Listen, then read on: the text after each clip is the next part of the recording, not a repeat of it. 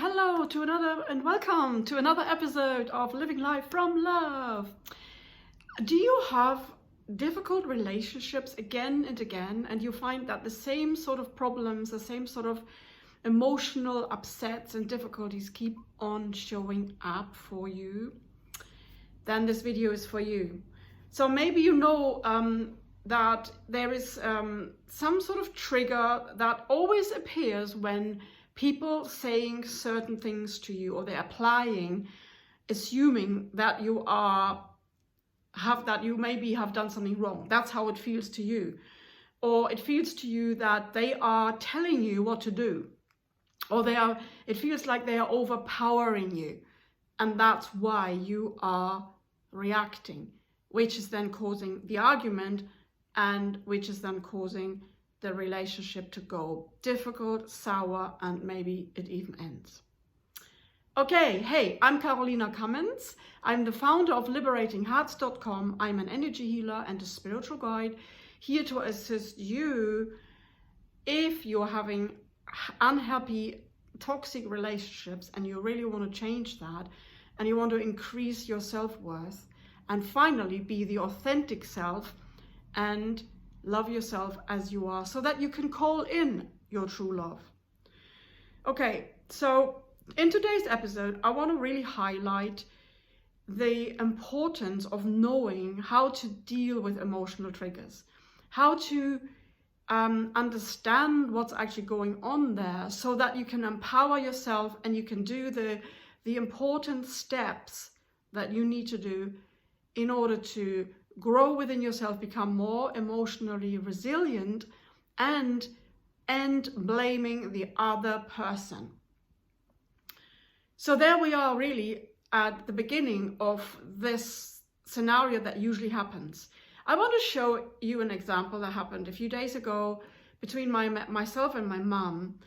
And what was going on, I was just giving her a phone call and asking her whether she wants my help to book the recycling people to pick up some shelves that she has in her garage that are no good and that are hindering her to get out of her car with ease when it's parked in the garage. Because she was talking about that, you know, and I thought, okay, maybe it's a good idea to help her with that. And that was okay. And then a few hours later, she calls me back just before she wanted to go to sleep, because she felt really upset and triggered because of my question. And you know, she was asking me, so I have to speak with you. I don't know why you're saying this to me, because she heard that she has to, that I told her she has to get those people in to remove those shelves. And she felt that I was overpowering her, that I was telling her what to do, and I was already you know, preparing for her dying, leaving the planet, whatever. She came up with all sorts of stuff, totally randomly picked it out of the air. And basically then came up with some ugly thoughts that were totally ego-based and blaming me for basically overpowering her, I guess, and telling her what to do. And that is, you know, really, then she goes kind of berserk. She can go really berserk when she has that assumption.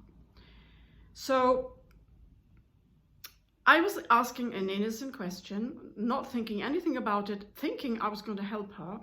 And she reacted like a volcano, really. And she was unearthing, bringing up stuff that's unresolved, basically. So this is what happens when the ego reacts. So this was a full-on reaction, no control at all from her side. And she was just sending out there, giving me all her negativity, all her ugly thoughts that are full-on ego-based. Because she has never learned how to actually control her ego. That was totally normal in her upbringing. Everybody was acting from their egos. And people would throw stuff like that at each other, and they would tell the other, but then you should have asked the question differently. You should have not said that. You should have done it like that. You should have. So everything that they learned then was to kind of defend themselves and find the blame outside and hoping that the other person would next time behave differently, so she would not get triggered again. That was the way things were done when she was growing up. And that became really obvious to me, and it was really, really helpful to see where she's coming from, and in fact why I was always feeling so unloved growing up. Because when you do that, you obviously do not hear the other person. You completely distort reality, and you're only coming from your own misperceptions that are telling yourself that, oh, I'm wrong, I'm bad, I've done something wrong, I shouldn't have done this. Or in her case, I am overpowered, help, I need to protect myself, there's this coming again. And, you know, and then she's coming up with all her old stuff. So what I want to show you here is, instead of blaming the other person and looking outside for the solution or the problem solver, stop that. Stop that immediately as soon as you notice you are reacting and you are maybe becoming a volcano eruption, and instead hold your reins and becoming aware, oh, it's my emotions that are going berserk here. It's got nothing to do with the other person.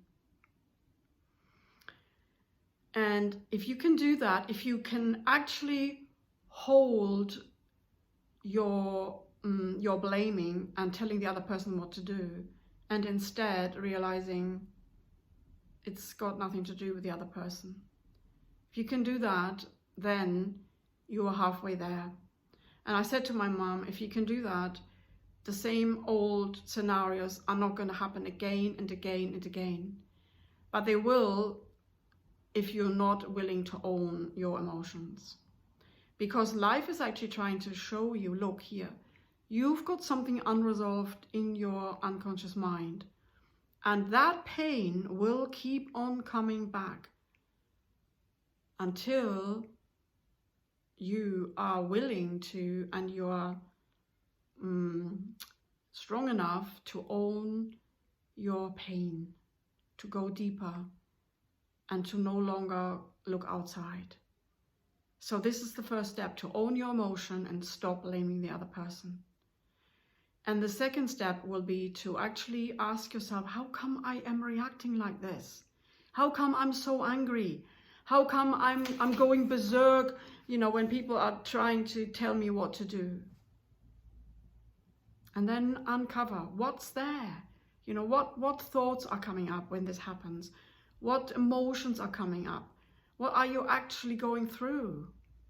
And maybe if you go even deeper than just hearing the emotion or feeling the emotions and hearing the thoughts, maybe you even get a picture, maybe you get a scene from your childhood, and maybe you're going to uncover the actual event. Oh, that was when my mum was telling me that I was, you know, I was wrong, and I was, I should have done it this differently, and I should have, you know, listened to her, or, you know, whatever it was.